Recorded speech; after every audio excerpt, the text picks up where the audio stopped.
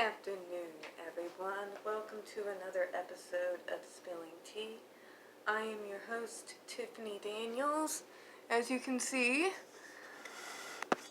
like I showed you all on Twitter yesterday, I am wearing my Valentine's outfit, my Snoopy pajamas, but that's not really the point of this today. We're taking a break from JD and AH to go over another controversy out in Hollywood.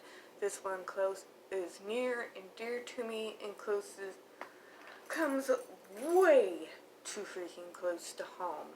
I am, of course, talking about the Sia controversy over her movie music that depicts a non-verbal autistic.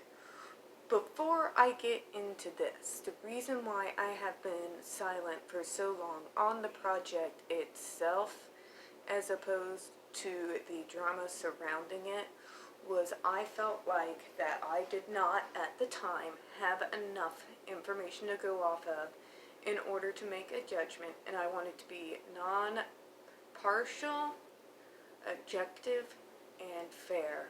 Well, unfortunately, folks, I did finally get more information, and I can't be more disgusted if I could possibly try. I was hoping against hope. It wasn't as ableist as it seemed like possibly on the surface, but the fears of the autism community was unfortunately very well founded. What we're going to go over today, and what I'm going to read to you, if you do want to follow along, is the review for Sia the Musical. You can find this on the NewYorkTimes.com.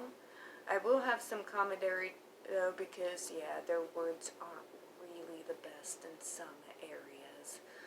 But let's start. So this review was done by Teo Bugby, and let's get started.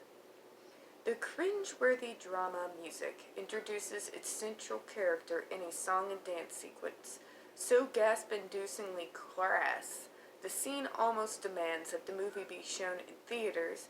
At least then, audience would be able to exercise the right to walk out.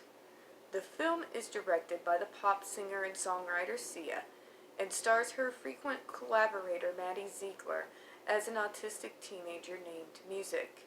The film begins with Ziegler performing an interpreted dance set to the new song by Sia about bodies failing and spirits being set free. Anybody else seen the cringe already? Just me? Okay. Moving on. Ziegler's dancing is as expressive as ever, but she has been directed to pantomime an exaggerated appareil of disability. She gapes, her eyes wide and unfocused, as the choreography leads her through a cruel approximation of twitches and whoops. Neither Ziegler nor Sia are autistic, and their collaboration on this film reduces this ability to mannerisms that look indistinguishable from mockery. This is something that you've seen me talk on before in regards to autism and how we are openly mocked. The exaggerations to comedic level. But we'll go on more on that later. Moving forward, this film spins away from the shocking opening to introduce its characters in a more realistic world. There, Music lives in a crowded apartment with her loving grandmother Millie, Mary Kay Place. When Millie suddenly dies, she leaves the teenager in the care of Music's half-sister Zoo, Kate Hudson, nominated for a Golden Globe in the role.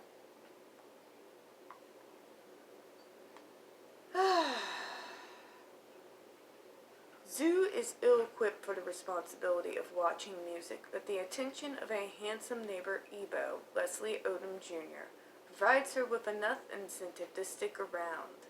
As Zoo and Ebo begin to imagine what a family with Music could look like, they sing Sia songs composed specifically for the film in their fantasies. This is a bizarre movie, one that parades confused ideas about care, fantasy, disability with a pride that reads as vanity. It is audacious in the sense that making it certainly took some audacity. Now, let me go over some of the things being said in the disability community that was not brought up in this review. There are several examples in this movie in Restraint that are downright disturbing and have actually caused the deaths of many of my autistic brothers and sisters. That form of restraint is when the autistic is laying on the ground and the person that is the neurotypical will lay completely on top of them, immobilizing them. This can cause suffocation, among many other things. Also, what it also will show you is there's a line, apparently. I am crushing you with my love. Can you get possibly more disturbing? Not just for the autistic community, but for children in general, to have adult laying fully on top of you and restraining you and saying that they are crushing you with their love. And this character says throughout the film that this is the best way in order to get someone who is nonverbal and having a meltdown to calm down. As an autistic, I can tell you the worst thing you can possibly do, especially to someone with PTSD like me, is to put us in that situation. Not only can it cause death, but in my case, due to my strength during meltdowns, I could severely hurt the neurotypical should they try that full-on restraint method.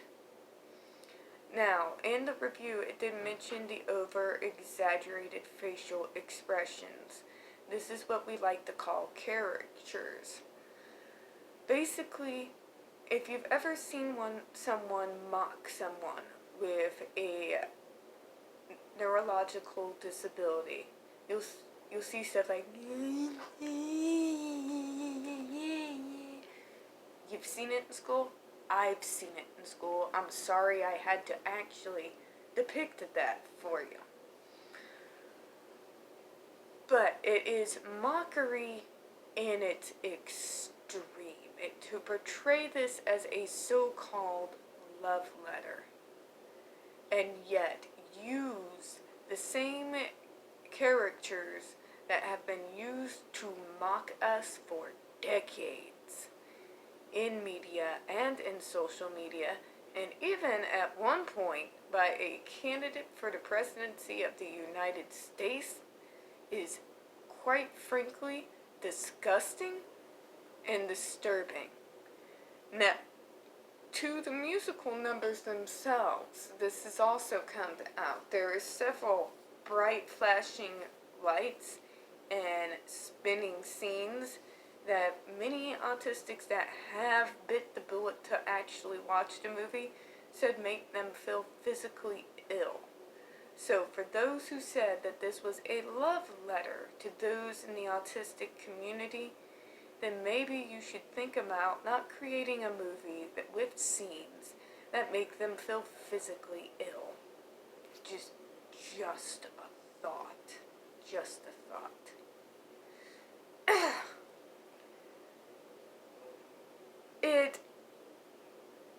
This is disgusting. I hoped against hope that this would not be a complete and utter mockery of us. I really did. I really did. I don't know what I was expecting. At worst, I was expecting this to possibly be another Rain Man set to music. This is worse than Rain Man. Let me say that again. This is worse than Rain Man. 1,000 times worse. At least they were trying to fake some form of sensitivity to the community that they were supposedly representing. This doesn't even try. Doesn't even try to act like they're acting with any sensitivity. And if the Child Mind Institute signed off on that movie, then I'm gonna start digging into them. Because I won't back any organization that says depicting nonverbal autistics like this is okay. Ableism out in the main world is largely fueled by how we are depicted out in the real world, in social media, in media, and by Hollywood. Where those mocking characters come from are from movies and cartoons and TV shows. This movie can very well set us back over 30 years in regards to advocacy and our ability to have society allow us to actually have full functioning independent lives. People group autism all together in a particular caricature. People are lightly aware that there is a spectrum, but if you are to actually dig into actually autistic community, many of those parents will tell you that if their kid is not as depicted in music, then their child's not really autistic. Yeah, they'll tell you that. They will tell you that. And they get really angry whenever you try to bring up our own autonomy and our own rights to voice concern over people like us and how we are treated by the mainstream world. What really concerns me, what really disheartens me, and makes me even more disgusted with Hollywood than I already was, is the fact that this movie that celebrates incorrect restraints and exaggerated characters deeply harmful to the autistic community is that it is now up and has been nominated for a Golden Globe. This horrible, ableist view of autistic people is actually up for a Golden Globe. And, unrelated but related to the film, it also very much represents the very thing I talked about in one of my other videos about this film that I feared was going to be in there, like so many movies that try to depict people with autism. It was about the quote-unquote neurotypical savior and their character arc. And the autistic is nothing more than a prop device in order to lift up the neurotypical and to make them a better, stronger person. The autistic person is treated as an object, an exaggerated caricature used by the neurotypical to make them a so-called better person and a more sympathetic character. It's disgusting. I cannot and will not ignore it. I cannot and will not accept it. And I believe that everyone should be getting the word out that this is how Hollywood treats people with disabilities. Now, I want to talk on another subject real briefly, which will be its own separate video tomorrow. Oh, this is already 14 minutes in. Okay, I'll just let you know what the video is going to be about tomorrow. We're going to be talking about the ableism that has been rampant in the WWE and also the mistreatment of children in the past. This is in regards to the sad passing of Tom Cole. We'll be going in that tomorrow and we'll be reading through some articles. I wanted to go ahead and cover this first, and we'll get back into the JD versus AH as well. But guys, I had to talk about this today. I'm really upset. I know you can't really tell that, but I am. Also, briefly, the pigtails and the jammy thing was not meant to say anything. I didn't even realize when I came on camera, you know, you have pigtails and kind of look like the girl in the movie. That's not what I was trying to do, folks. This is just what I planned to wear for Valentine's Day, and I happen to like pigtails. Sorry about that.